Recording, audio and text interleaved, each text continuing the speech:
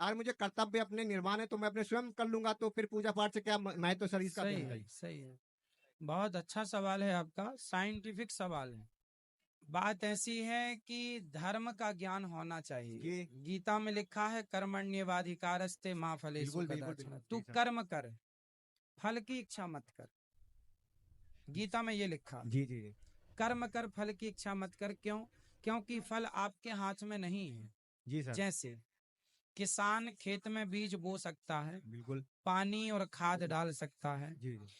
कितनी फसल आएगी ये किसान के हाथ में नहीं है, कितने कुंटल होगा।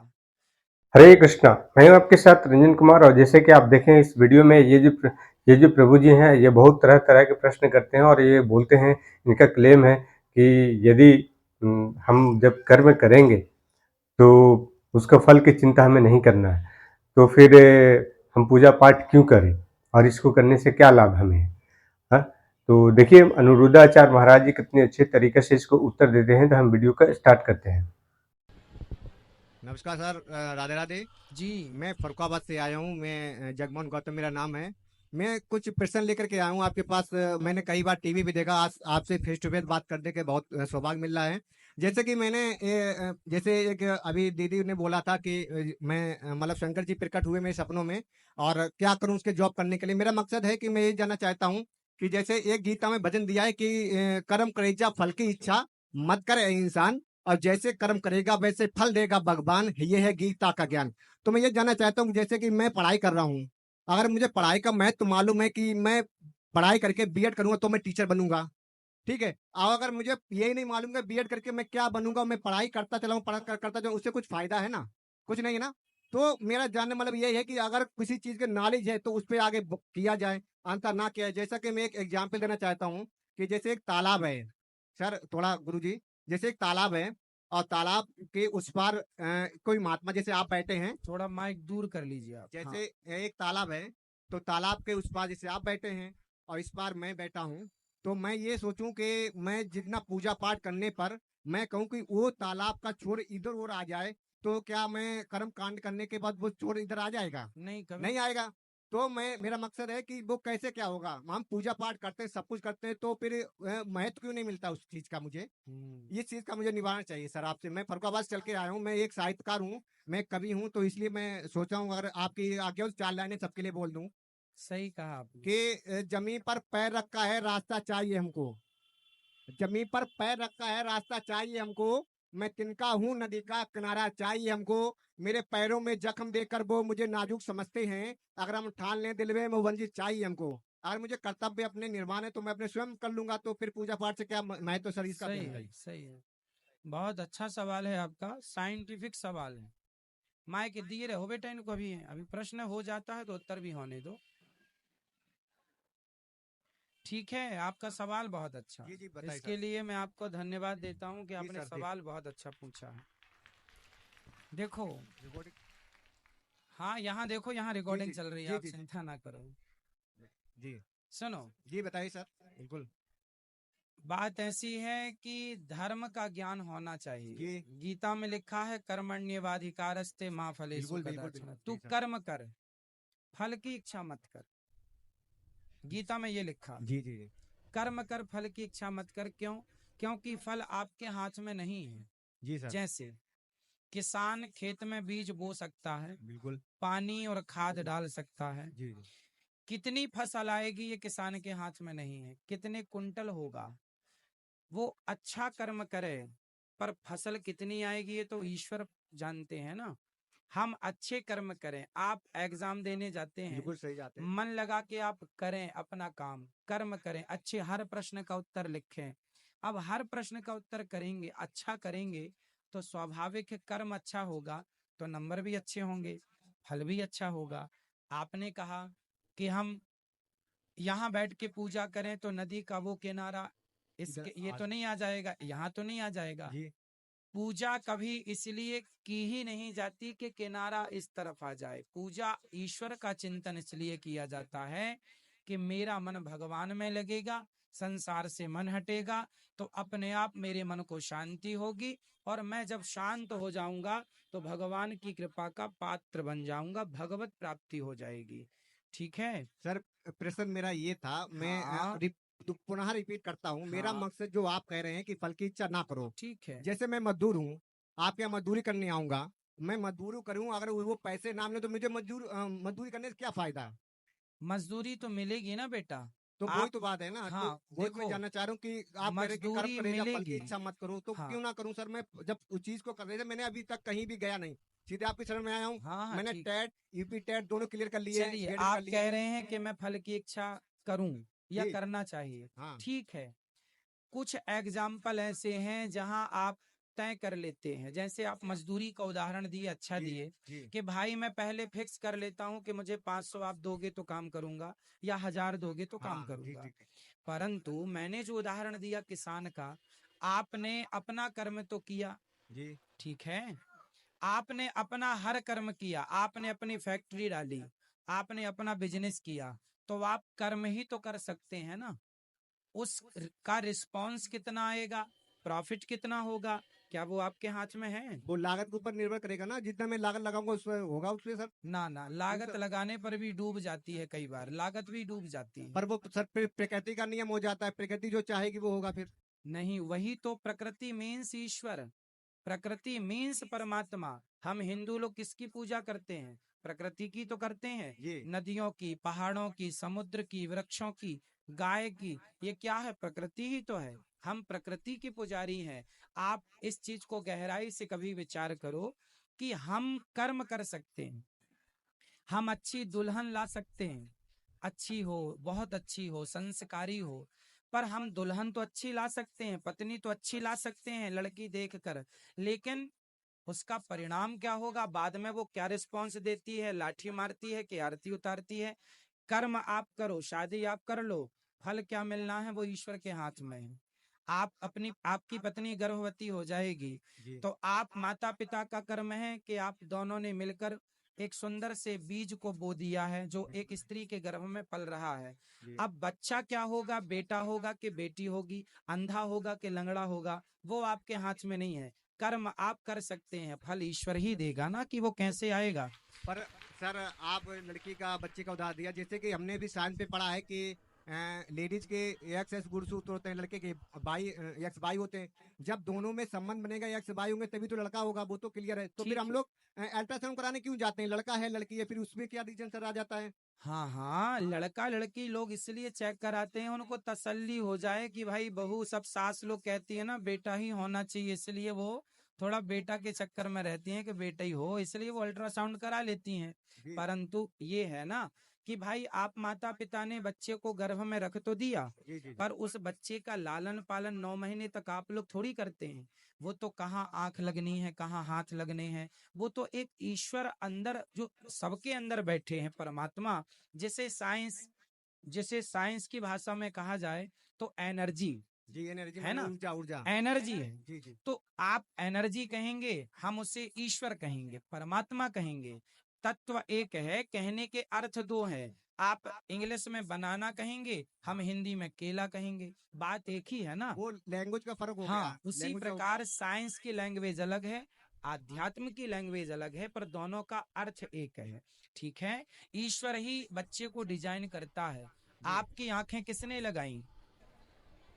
वो प्रकृति का नियम है, ईश्वर जो माँ बाप हमारे संभोग से मिले उससे मैं हाँ, पुत्र पैदा हुआ हूँ। प्रकृति का नियम आपने कहा, जी ईश्वर जो जी चाहेंगे वो होगा। ईश्वर की ओर से हम सब डेवलप होते हैं माँ के पेट में। ईश्वर कोई तो है। साइंस कहता है कि यदि ये वस्तु है तो बनाने वाला कोई तो होगा।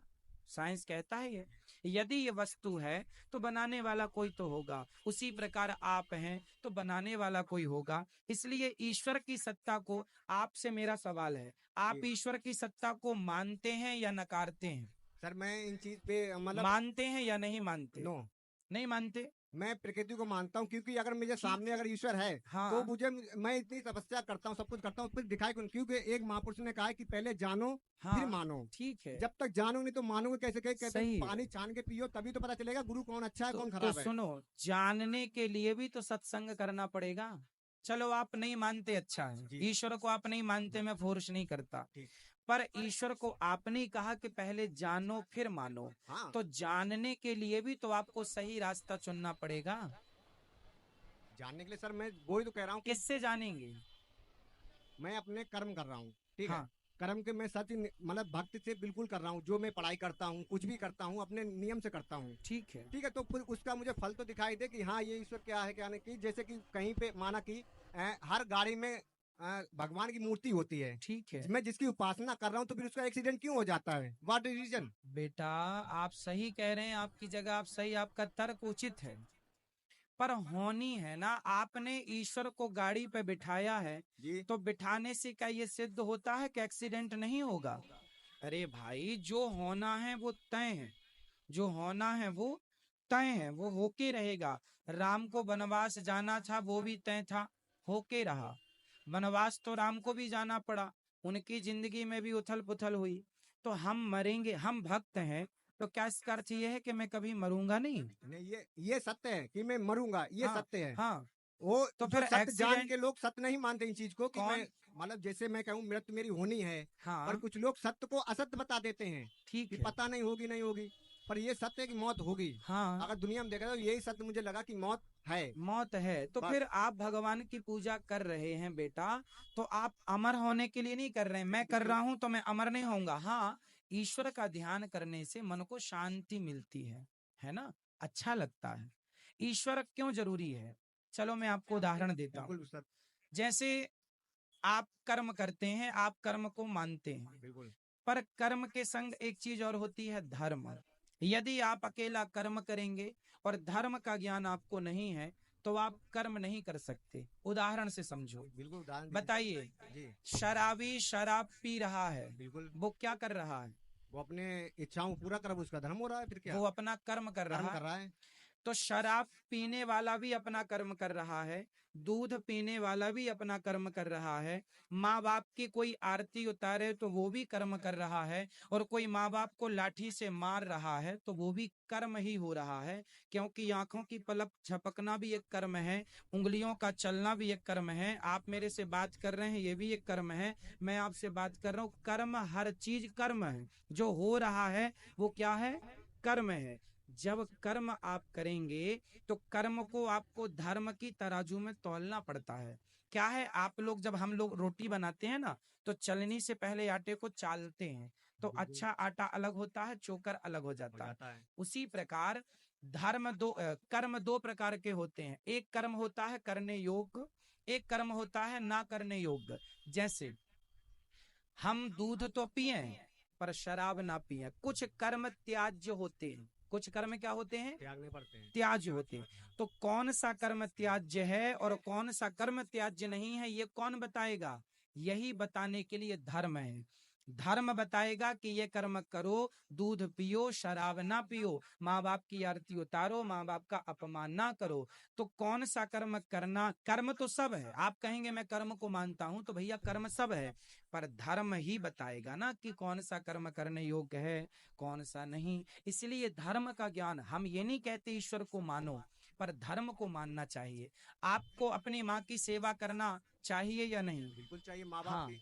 तो वही धर्म है। हम ये नहीं कहते कि आप मंदिरों में जाओ और मंदिरों में जाके मूर्ति की पूजा करो। हम कहते हैं अपनी माँ को खुश रखो, अपने आप भगवान आपसे खुश हो जाएंगे, आपको अलग से खुश करने की जरूरत नहीं। बस सर यही मुझे उत्तर चाहिए था। बस हाँ आपने जो लास्ट में उत्तर दिया मुझे बहुत अच्छा लगा।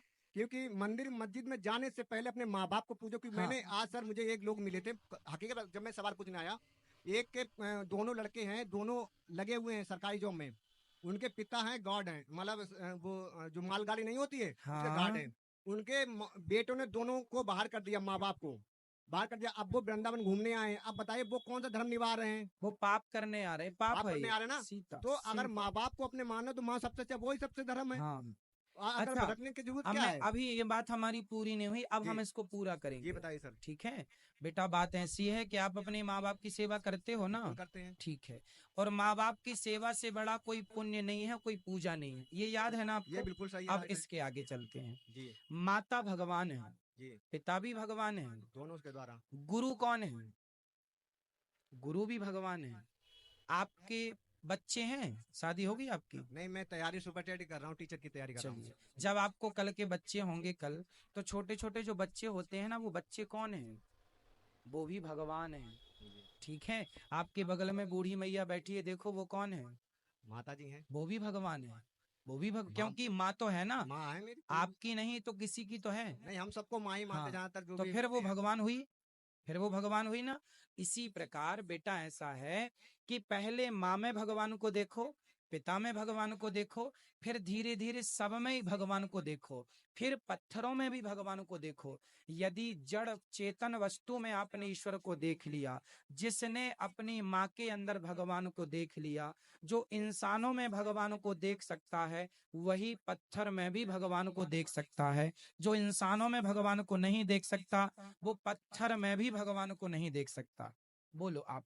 सवाल सर वहीं घूम के आ गया, फिर वहीं पे नहीं नहीं नहीं, मैं घूम के जिस नहीं चीज आया। के लिए बाहर निकलना चाहता हूँ उस वहीं पे आप लाके रख सकते। मेरा नहीं मकसद नहीं, क्या है? यदि सुनो सुनिए सर, सुनो सुनो, यदि हम कह दें कि भगवान, बताइए भगवान सब जगह है या नहीं, उत्तर दो। प्रकृति का नियम वो हर बात में बसा हुआ, फिर तो सब जगह है, तो फिर सब पत्थर क्या सब जगह से अलग है? सर मेरा मकसद ये है कि मैं मानव बनना चाहता हूँ, कि हर इंसान को बराबर देखूं, ना कि कास्ट रिलीजन में जाऊं बांट दूं। ये ऐसा नहीं करना चाहता हूं। मैं चाहता हूँ कि सब मानव बराबर हैं, कोई किसी की नजर में कोई कहीं नहीं, सब मानव हैं। एक एक प्रकृति के नियम बनाए हुए संतान है, कोई किसी की नहीं। अच्छा अगर हम सुनो मंदिर मस्जिद में जाएंगे, फिर माता पिता को कहाँ छोड़ के आएंगे सुनो सर? सुनो सुनो, आप सही कह रहे हैं, आप सब बराबर मानते हैं सबको। बिल्कुल सबको। हम मानव मानव बनना चाहता हूँ, कि एक दूसरे को बांटना नहीं चाहता हूँ। नहीं सुनो, आप सही कह रहे हैं, आपकी भावना को मैं प्रणाम करता हूँ। सब एक ही है, ये जितनी यहाँ माताएं बैठी हैं सब माँ हैं, सब बहन हैं, सब भाई हैं, सब। लेकिन फिर भी आप कहते हैं सबको मैं एक मानता हूँ। जी एक कभी मान ही नहीं सकते आप। कैसे? उदाहरण समझो ना। जी जी, हम सुन रहे हैं। आप दूसरों की छोड़ दो, आपके शरीर से मैं आपकी बात करता हूँ। बिल्कुल। आप अपने अपने मुंह में हाथ लगाएंगे, यहाँ गालों में, तो हाथ को धुलने की जरूरत नहीं पड़ती, यहाँ लगाने के बाद धुलना पड़ता है। लेकिन यही हाथ जब शौच के लिए नीचे जाता है, तो आपको धुले बिना तसल्ली नहीं पड़ती। तो आपका हाथ ही है, आपके शरीर का अंग ही है, गाल भी और शौच की क्रिया भी। पर कहीं हाथ जाने से अशुद्ध नहीं होता, तो कहीं हाथ जाने से अशुद्ध होता है। शरीर में ही ये छोटा बड़ा है कि यहाँ पवित्रता है, वहाँ अपवित्रता है। उसी प्रकार समाज में हमें ये देखना पड़ेगा कि कौन से लोग पवित्र हैं, कौन से लोग अपवित्र हैं। जो अपवित्र हैं उन्हें अपने ज्ञान के द्वारा पवित्र किया जाए और फिर सम्मिलित किया जाए। पानी गंदा है तो पहले उसे शुद्ध किया जाए, फिर नदी में डाला जाए। यदि गंदा डाल दोगे तो शुद्ध पानी भी अशुद्ध हो जाएगा। इसलिए आप ठीक कह रहे हैं, आपका तर्क उचित है, परंतु ये समझना होगा।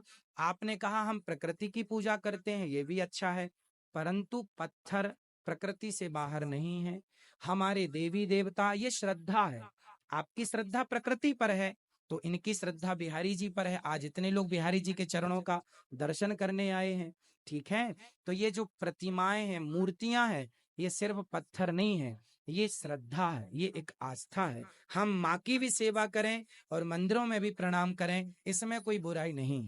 सर एक सवाल लास्ट पूछ लूं, फिर आप 10 और लंबा हो। पूछिए, 10 पूछिए। जैसे आपने कहा कि हम पत्थरों की पूजा करते हैं, जैसे कोई चीज बनाई मैंने अपने हाथों से, हथौड़े से बना करके उसको मूर्त बना के, जैसे कि हाँ गणेश जी की मूर्ति विसर्जन करते ठीक है, हैं, ठीक है, वो ठीक। एक मानव ही बनाता है उस मूर्त को। हाँ उस मूर्त को बना करके जिसने बनाया तो वो उसका पिता हो गया, ठीक है। ठीक है।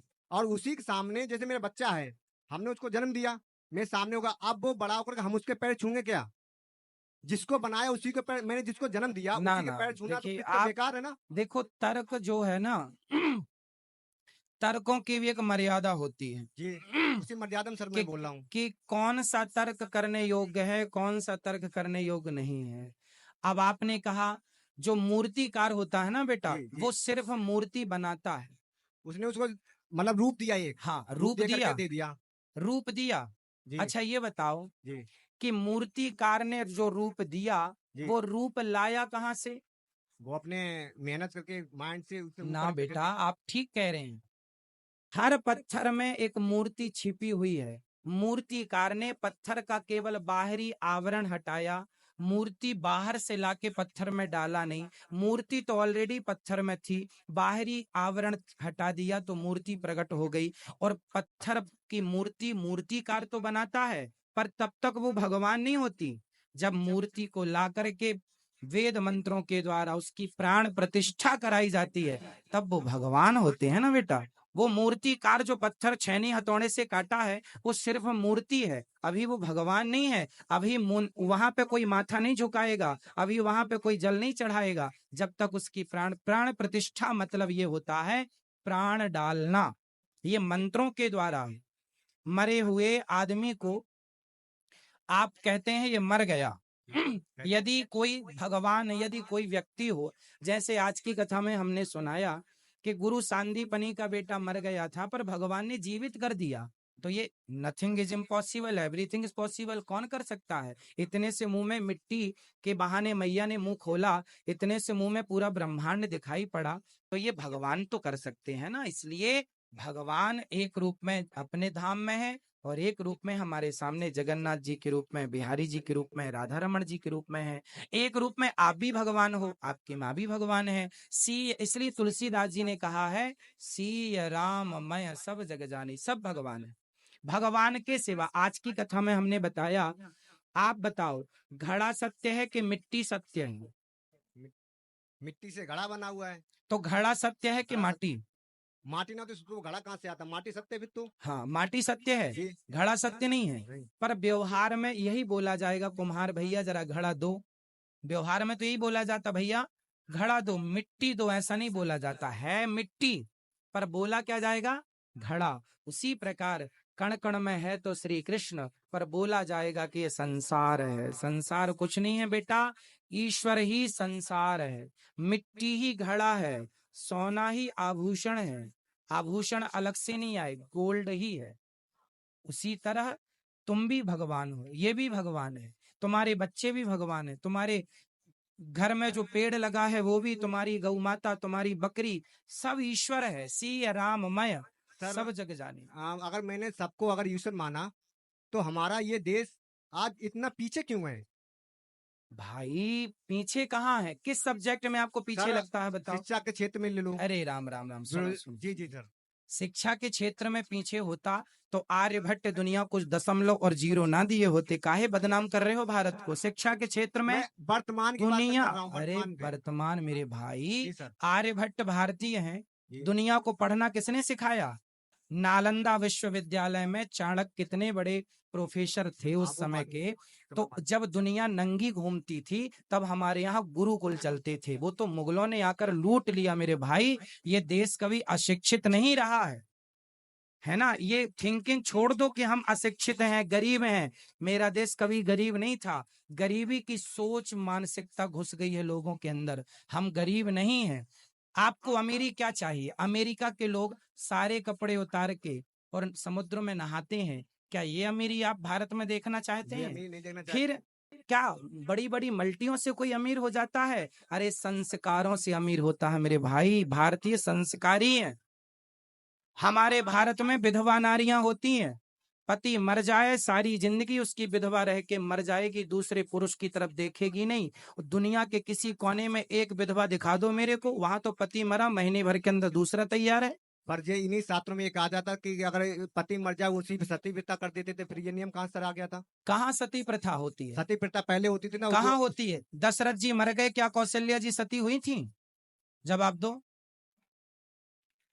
झूठा, केवल केवल झूठा, केवल झूठा, केवल झूठा। आप जैसे युवाओं को राजा राम मोहन राय ने सती प्रथा को अंत किया था, ये तो सभी जानते हैं ना। चलो मैं आपसे सवाल करता हूँ, रामायण आप जानते हो, दशरथ जी मर गए तो मरने के बाद कौशल्या जी विधवा हो गई। यदि सती प्रथा थी जी तो कौशल्या जी सती क्यों नहीं हुई? मेरा सवाल आपसे।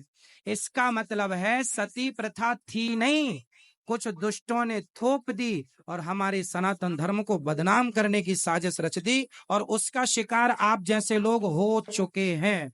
यदि नहीं थी तो बताओ फिर कौशल्या जी सती क्यों नहीं हुई? सुमित्रा माता सती क्यों नहीं हुई? बता दो। तो सर ये किताबों में जो दे रखा तो वो तो सब गलत है फिर तो। भाई किताबों, आज की किताबों की बात नहीं करता मैं तो, रामायण गीता महाभारत इन बातों, इनमें यदि लिखा हो सती प्रथा का तो मुझे बताओ, इनमें कहीं आपको मिले तो मैं मान लूं आपकी बात।